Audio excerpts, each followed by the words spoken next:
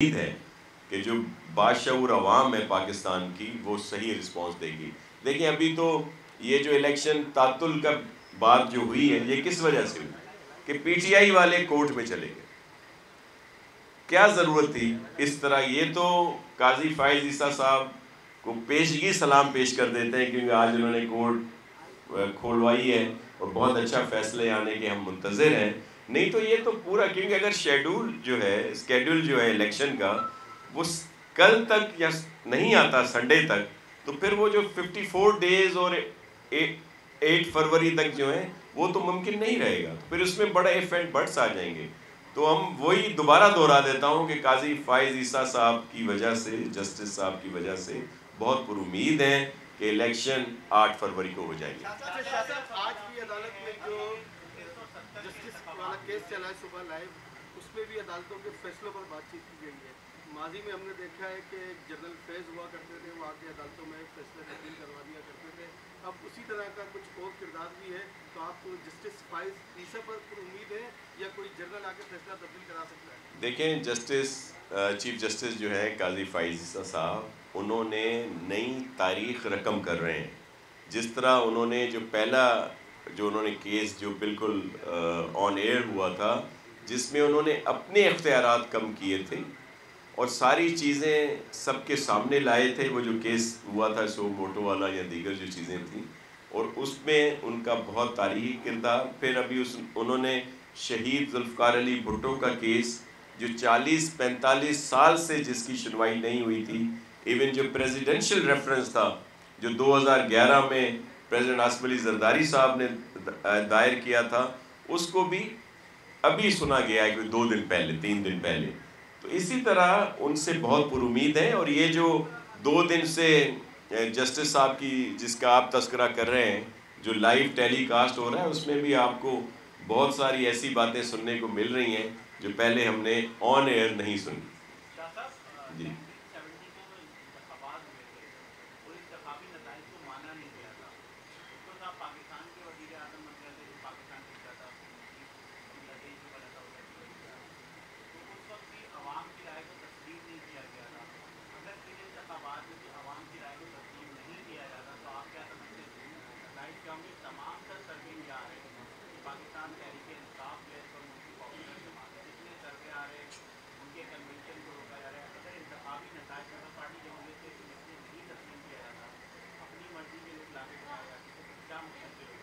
देखिए चेयरमैन बिलावल भुट्टो जरदारी साहब इस पे बात कर चुके हैं और उन्होंने कहा है कि लेवल प्लेइंग फील्ड सबके लिए हो।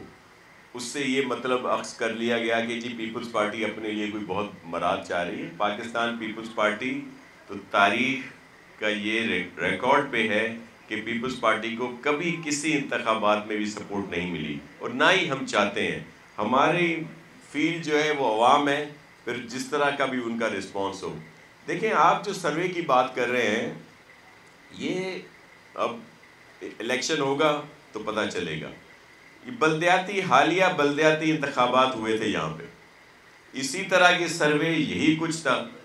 हमें तो पीटीआई कहीं नज़र नहीं आई पूरे सिंध में। यहाँ पे कराची में जब इलेक्शन हुए, मैं साउथ की बात कर रहा हूँ, आप सब लोग वो सारे मीडिया के सामने की बात है। मेयरशिप के कैंडिडेट थे पीटीआई के खुर्रम शेर जमान साहब, उनका हल्का था, वो 2 दफ़ा एमपीए भी रहे हैं। वहाँ पे तो नजमी आलम साहब ने उनको बहुत बुरी तरह से शिकस्त दी। कोई एक पोलिंग पे बताएं कहीं से कोई शिकायत आई हो कि यहाँ पे वोट आगे पीछे किए गए या कुछ हुआ? कुछ नहीं था। इसी तरह और बहुत सारी जगह में पूरे सूबे में हमें तो कहीं ये नज़र नहीं है। इवन पीपल्स पार्टी को जो 2 सीटें मिली थी बाई इलेक्शन की, मलीर और मुल्तान, उसमें भी हम लोग जीते हैं। तो ये एक परसेप्शन कह लें या मे भी हो, एक तरह का बन गया है सिलसिला। लेकिन इलेक्शन जब होंगे तो बहुत सारी चीज़ें सामने आती हैं, लेकिन जो नताइज हैं, जो पाकिस्तान की आवाम फैसला करे, पीपल्स पार्टी के लिए करती है, पीएमएलएन के लिए करती है, पीटीआई के लिए करती है या किसी के लिए भी करती है, वो सबको मानना पड़ेगा। नहीं तो आप बिल्कुल सही कह रहे हैं, जिस तरह 1970 में या इस तरह की कोई बात हुई थी, सिर्फ एक जो मिसपरसेप्शन है कि बहुत सारे लोग कहते हैं, आज भी इल्ज़ाम लगाते हैं कि जी वो भुट्टो साहब ने नारा लगा दिया था ना उधर तुम इधर हम, तो मुल्क टूट गया।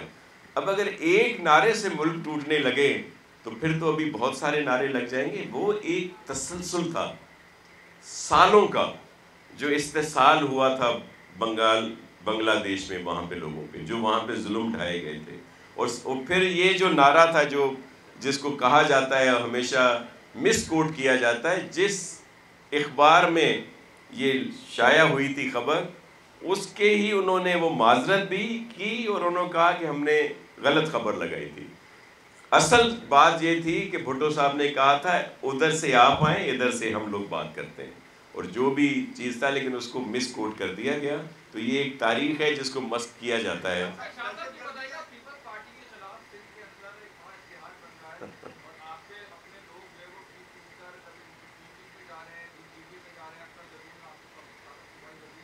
जी जी,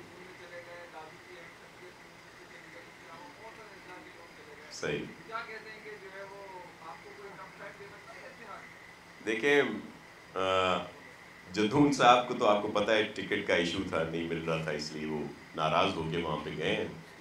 दूसरी बात ये कि इतना बड़ा इत्तेहाद बना है, और जैसे आप तो सीनियर साहब ही हैं, मेरे मोहतरम भाई हैं, आपके जहन में भी ये बात आई कि पीपल्स पार्टी को बड़ा टफ टाइम दिया जाएगा और बड़ा इत्तेहाद। क्या वजह है कि पूरे सिंध से बशमूल शहरी इलाकों के जो इलेक्टेबल्स हैं, वो लोग जो पीपल्स पार्टी से 2018 में कुछ नशिस्तें जीते और कुछ पे बहुत थोड़े मार्जिन पे हारे, उनके लिए तो ये बड़ा गोल्डन पीरियड था ना, कि जी इतना बड़ा इत्तेहाद और फिर टफ टाइम और पीपल्स पार्टी को अब ये हो गया।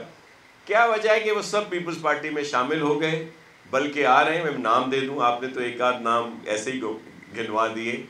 घोटकी से वालों ने 18 में पीपल्स पार्टी के मुकाबले में 1 MNA 2 MPA जीते थे। वो सरदार अली गौहर साहब हम सबके साथ पीपल्स पार्टी में शामिल हो गए।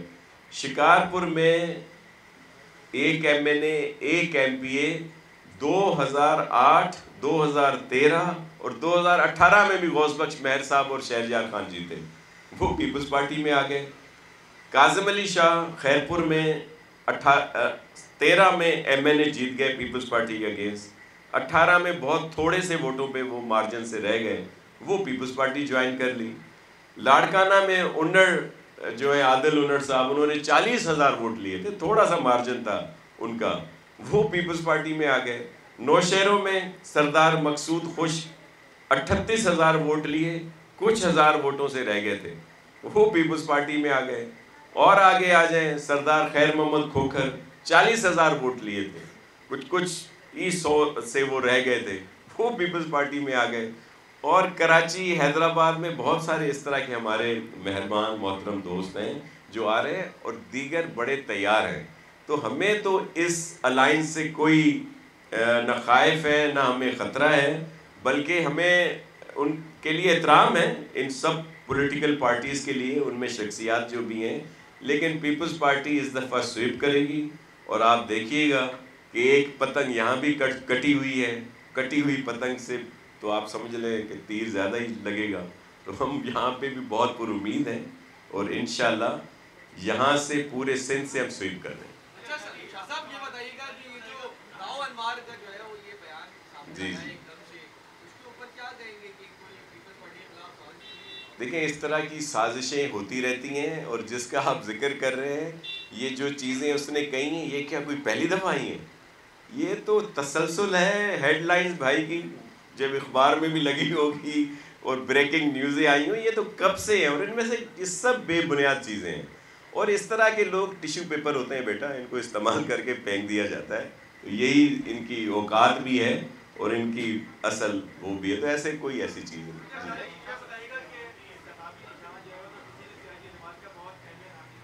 जी,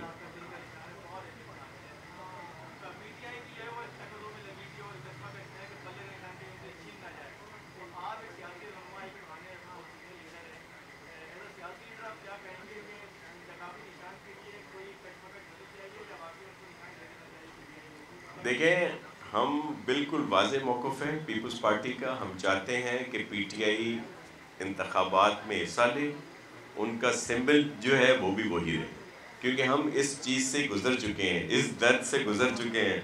तलवार थी, उसको चेंज कर दिया गया, हमें तीर लेना पड़ गया।